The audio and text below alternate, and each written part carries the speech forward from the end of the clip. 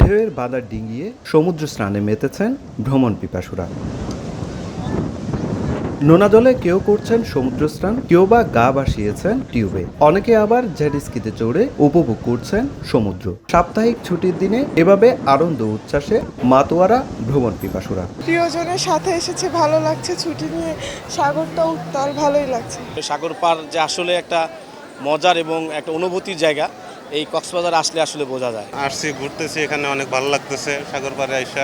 কক্সবাজারে পর্যটকের আগমন বাড়লে চাঙ্গা থাকে ব্যবসাও, কিন্তু সমুদ্র পাড়ের ব্যবসায়ীরা বলছেন শুক্র শনিবার ছাড়া কমেছে দর্শনার্থীদের সমাগম। সপ্তাহে মাঝামাঝি সময় আমাদের পর্যটক একদম নাই বললে চলে, তার মধ্যে সমুদ্র উত্তাল থাকার কারণে আমাদের ব্যবসা পরিস্থিতি একটুকুই।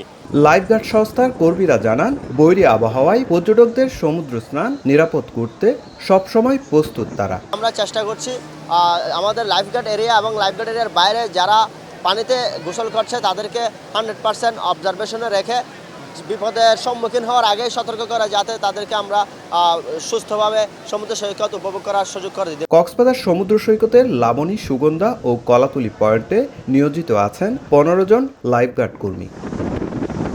সুজাউদ্দিন রুবেল, সময় সংবাদ, কক্সবাজার।